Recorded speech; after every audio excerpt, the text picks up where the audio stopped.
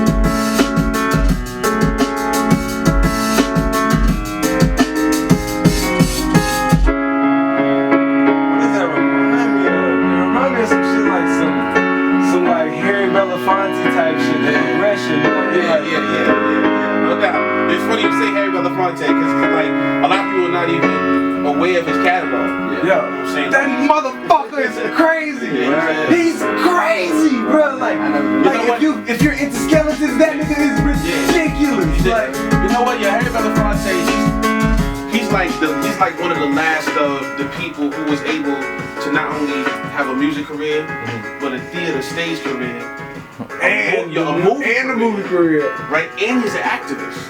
Yeah. Like a legitimate world humanitarian and activist. You know what I'm saying? Like he's like Paul Robeson. You know what I'm saying? For real. Like, you know what I'm saying? Still kicking though. Yeah, you know what I mean? Still kicking, man. I caught him on Bill Maher like 2 months ago, I think. Yeah. That dude, man, like I want to get into movies and all that, bro. Yeah, man, he has a vast knowledge of like a lot of stuff, man, of everything, you know what I'm saying? So on top of that, you're the class that he brings. You know what? You know what? Get this on camera, man. You know what we as black men gotta bring back, man. We gotta bring class. Yo, I knew it, man. Nat Class. Cole. Yo, Duke Ellington, Marvin Gaye. You know what I'm saying? Harry Belafonte, Sidney Poitier. Yeah. Think about the yo, and those was real men. Yo, there was nothing soft about them. Yeah, that's what Dave Chappelle was talking about in that little clip, man. You remember that joint where he had Nat King Cole pouring champagne on? He was making a mockery, but he was saying like you didn't see that. You know what I mean? That's basically what he's saying. Because comedy is satire, but it's satire, you know what I mean? But it's gonna give you the reality. Like it's begging the question of when did that shit start? You know what I mean? Exactly. Who started that? Who said we gonna pour champagne on people? You know what I mean? And who says that makes you a baller? Because a lot of cats was your man Duke Ellington, like he would be in like Europe getting like knighted. You know what I'm saying? Then he would be in like Africa with being like a honorary royalty. Then he would be in Harlem in the hood. And the gangs was even worse back then.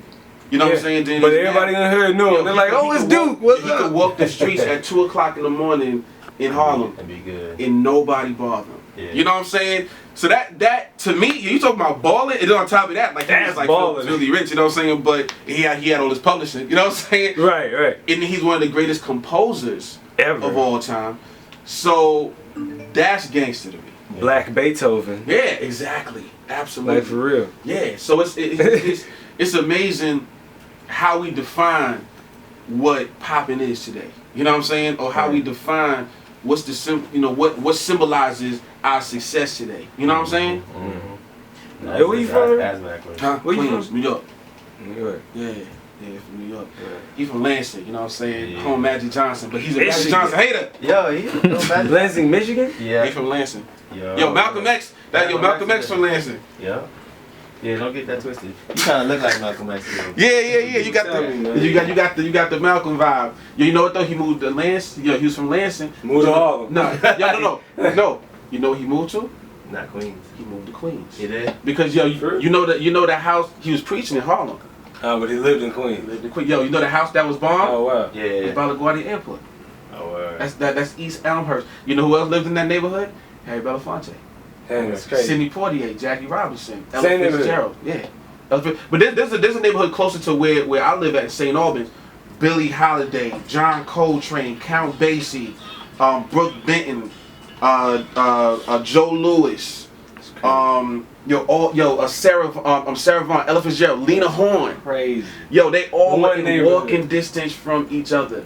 And I think that was amazing that the more they was popping, they decided to create their community, raise their kids together, you know, saying ball and sugar from each other. You know, we see the same thing though nowadays. Yeah. It's a different mm-hmm. style, different dynamic, you know what I mean, yeah, different dynamics and shit. But you see the same stuff like, I mean, Barack and Jay-Z, like, you know what I mean, just like, okay, this nigga Jay-Z really has Barack on like in his phone at least. Don't know if it's speed dial, but at least he could call the nigga. Like he might not even have the red button phone. Right. Because I doubt if he got that one. He ain't got the bat phone. You know, but I think he got the regular office phone. You know what I mean? And he might get a direct.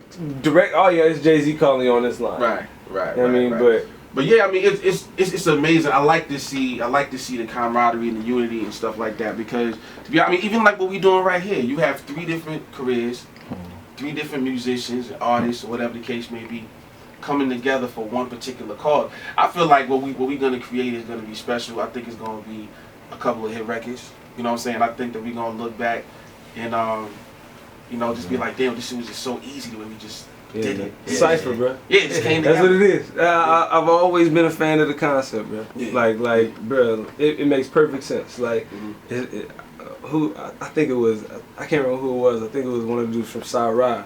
And he had like a video like on YouTube, and he was talking about he said they try to put music through different like compression chambers, right?